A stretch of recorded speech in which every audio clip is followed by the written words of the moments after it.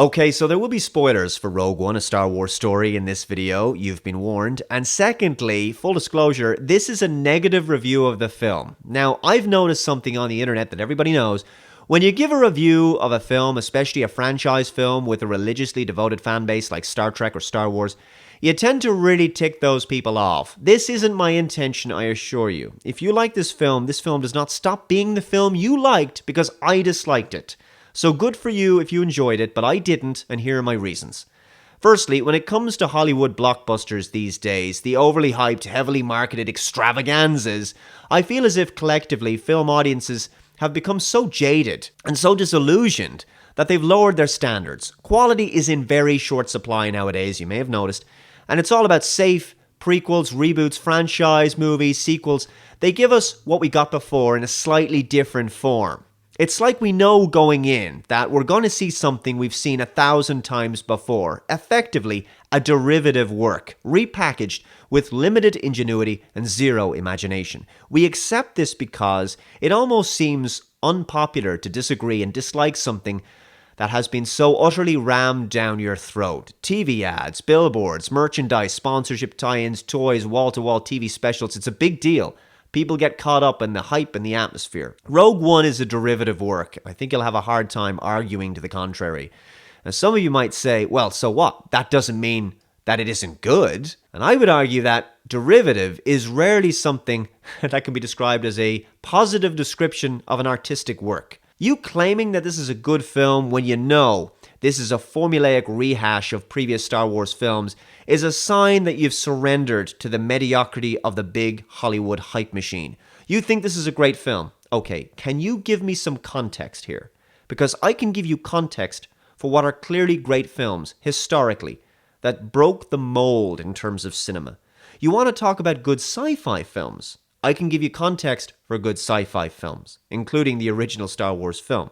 All of the greatest films in cinema history have had one or more of the following core components: originality, innovation, mystery, suspense, emotion, narrative, a strong story, character development, a meaningful or inspiring message, something thought-provoking. Does Rogue One have any of these traits? Now, I realize I'm raising an almost unrealistic bar here, and I'm trying to hold this film to a standard many of you may not believe I should. However, the reason I'm doing this is because people throw around the great film description all too liberally. Water cooler talk at the office. Hey, what you do the weekend? Went to see Rogue One. Cool. Is it any good? Yeah, great film. All right. Now, it's probably just a figure of speech when people say great film. I think it's more than a little generous here, wouldn't you say? I know it's a subjective thing, but I mean, really, are we lying to ourselves here?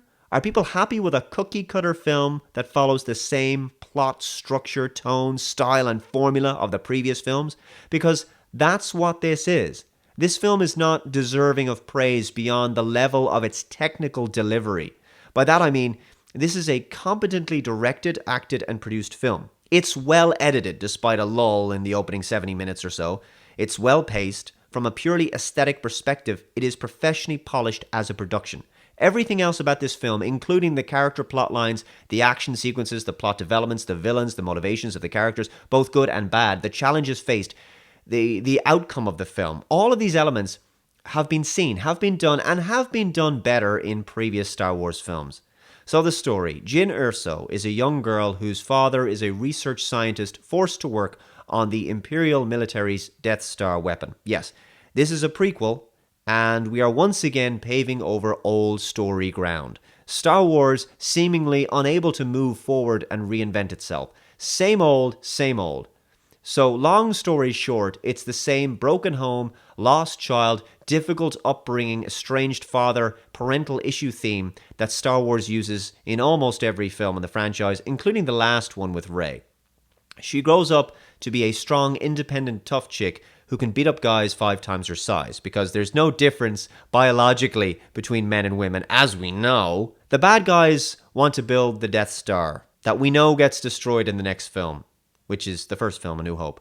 So the ultimate outcome of this film, because it's a prequel, can't deviate from the established story, from the established canon. So I'm already bored at how predictable things will become. There's a ragtag ensemble of characters who join the Rebel Alliance. The bad guys are once again trying to blow shit up. The new non-scary Imperial bad guy walks down ramps with stormtroopers a lot to some imposing Star Wars music. I've never seen that before. There's plenty of tie-ins and nods to the fans, references and winks to continuity, as you might imagine. The same old gunfights and tired action scenes, the narrow spaceship getaways, characters getting saved at the last minute by someone shooting the bad guy, a big spaceship battle to destroy a thing in space. This time it's an orbiting shield gateway thing. And then that saves the day, or rather sets up the next film, which of course is the first film. This, as you have to agree in my opinion, is the formula for every Star Wars film. The same plot reskinned in a slightly different way. It's like these films are terrified to break from the tried and tested formula, the well-worn path, as it were. What's the message of the film? Nothing, there isn't one. What do we learn? Nothing. We haven't learned in previous ones. What's new? The CGI, mostly. It's better. And there's a very good CGI Peter Cushing. And Princess Leia at the end. Major spoiler. The characters, awful. There's an issue when the funniest and most multidimensional character is a robot. Jyn is a stereotypical swashbuckling male character that was cast with a female actress, as far as I can tell. She behaves not like a woman, but like a man. That's politically correct nowadays. Now, the feminism is on a lower boil when compared to the previous film. It's still there. I mean, clearly, you have to have a woman lead nowadays for the social justice. She's dull. She's two-dimensional and she has one gear. 1,000-mile intense, melancholic, constipated stare. It's kind of reminiscent of Black Widow, but without the occasional sass. She's boring and forgettable. She doesn't learn anything. She doesn't go on a journey, really. She gets a brief reconciliation with her father. That's about it. Now, I'm all for strong female leads, but this character isn't female, that I can tell. That's the insulting aspect of this. Hollywood thinks femininity is a patriarchal concept or something, right? So chicks have to be masculinized in order to be considered strong, because femininity is not seen as a virtue, which is actually more insulting to women. Girls don't aspire to be these kinds of heroines. Boys aspire to be these kinds of stoic action heroes. Is it any wonder we live in a world of such utterly disturbing gender confusion where masculinity in men is shamed now? You know who was a great, strong, ass-kicking female lead? Buffy the Vampire Slayer. She was feminine, a three-dimensional character, and didn't compromise being a woman. She was capable and human at the same time. This character of Jyn is a dead, behind-the-eyes robot. Recast this character with a man and nothing changes. But then again, gender's fluid, right? What was great about Buffy is that she was brave because she had to overcome her own personal struggles as well as external world struggles as well. She could be scared and still get on with it. She had issues and character strengths and weaknesses and complexities that made her a real person. This character isn't brave. She's not afraid of anything. What Hollywood writers are doing, as they did with the Mary Sue that was Rey, she could fly the Millennium Falcon with no experience, completely tech savvy, no training with the Force, and yet she was able to wield a lightsaber and beat up the bad guy.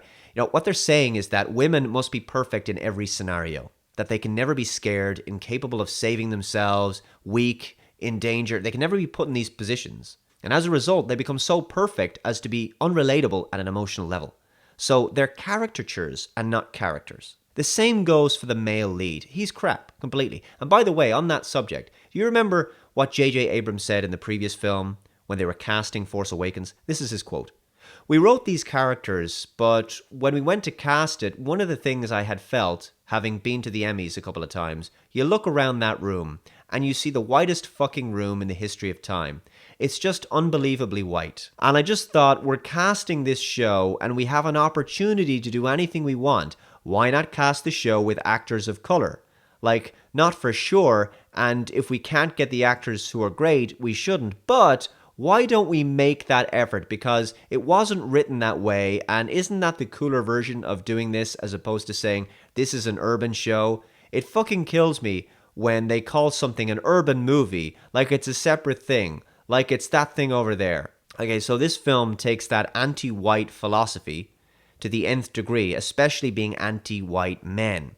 This is something you've probably heard before about this film. It's been said a lot by other reviewers, and I have to agree with them. It's fairly glaring in this movie. The last acceptable form of racism and sexism, apparently, in this world of extreme leftism is bigotry against white men. So the good guy team are comprised of a woman, an Hispanic man, an Asian guy, an Indian guy with an English accent, Forrest Whitaker, who's obviously black, and a Pacific Islander guy. The only prominent white character is Orson Krennic, who is, wouldn't you know it, the principal bad guy. Yes, white men are bad. Virtue signal to the max. You gotta process that white guilt, Hollywood, right? I had hoped that thematically and in terms of cinematography, I would see something different with Rogue One. I didn't. I saw the same film I've seen before 7 times already. I'm a little bit worried for Star Wars. Not financially, because again, for some reason, people love watching the same stuff recycled over and over and over again. But I'm worried for the quality of the cinema on display here. Star Wars is becoming very much transfixed on its past, on the legacy of the original trilogy. It's not healthy to be stuck in the past, in my view. Even The Force Awakens, being based after the original trilogy, it didn't tell a different story. It just reimagined the original film with a bigger planet killer at the end. It's this appeal to nostalgia and sentimentality that makes these films seem like tribute songs to the originals. They can't stand alone on their own merits as original pieces. They have to conform to the cookie-cutter structure and paradigm of the original movies. It's unfair because it's a creative handicap, and there's a constant requirement for lip service to be paid to the fans. This is tiresome, often predictable and uninteresting to me. Rogue One is mostly getting very positive reviews, and I'm aware that I am in the minority of people here. I'm just not easily impressed by safe, generic rehashes, and for the life of me, I cannot understand what the fuss is about. Perhaps you can explain to me why you believe this film is awesome in the comments below. Thank you very much for watching and listening to what I have to say, and I'll see you next time. Bye-bye.